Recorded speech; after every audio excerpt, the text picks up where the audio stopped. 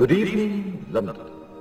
Allow me first to apologize for this emergency channel. I do, like many of you, appreciate the comforts of the everyday routine, the security of the familiar, the tranquility and repetition. Bloody hell. I enjoy them as much as any bloke.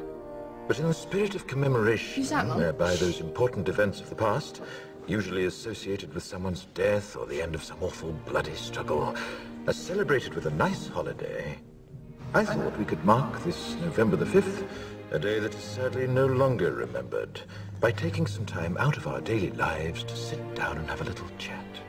There are, of course, those who do not want us to speak.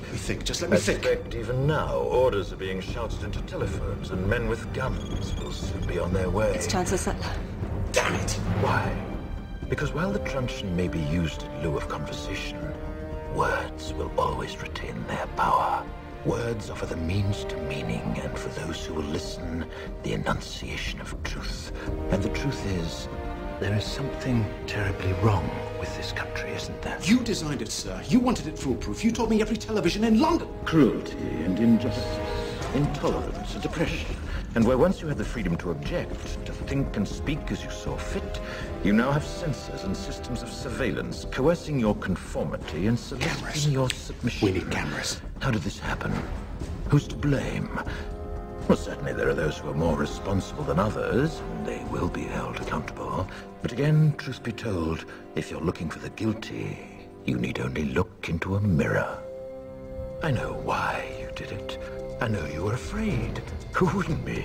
War, terror, disease. There were a myriad of problems which conspired to corrupt your reason and rob you of your common sense. Fear got the best of you, and in your panic you turned to the now High Chancellor Adam Sutler. He promised you order, he promised you peace, and all he demanded in return was your silent, obedient consent. Inspector, you're almost through. Last night, I sought to end that silence. Last night, I destroyed the Old Bailey to remind this country of what it has forgotten.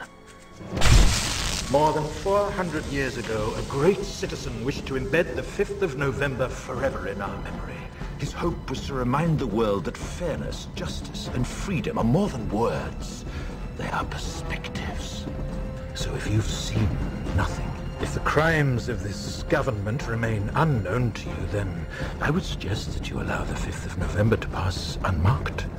But if you see what I see, if you feel as I feel, and if you would seek as I seek, then I ask you to stand beside me 1 year from tonight, outside the gates of Parliament, and together we shall give them a 5th of November that shall never, ever be forgotten.